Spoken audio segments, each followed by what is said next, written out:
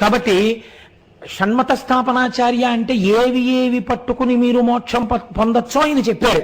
అవే ఒకటి శైవము, 2 శాక్తేయము, 3 గాణాపత్యము, 4 కౌమారము, 5 సౌరము, 6 వైష్ణవము. ఈ 6 మోక్షం పొందవచ్చు అని నేను షణ్మత స్థాపనాచార్య అయ్యారు. ఆయనే పూజాగృహం ఎలా ఉండాలో, పూజలో విగ్రహాలు ఏవేవి ఉండాలో కూడా నిర్ణయించారు శంకరాచార్యుల వారు. అవే పంచాయతనము అంటారు. శివ పంచాయతనము, శక్తి పంచాయతనము, విష్ణు పంచాయతనము. ఒకసారి నేను దీని గురించి ఉపన్యసించాను, స్థానాలు ఎలా ఉండాలో.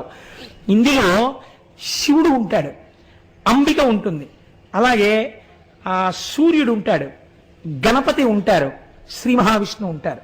ఈ 5గురిని పంచాయతనం అంటాం. షణ్మత స్థాపనాచార్యులైనప్పుడు శంకరాచార్యుల వారు సుబ్రహ్మణ్యోపాసనం కూడా మోక్షానికి తీసుకెడుతుందని చెప్పారు.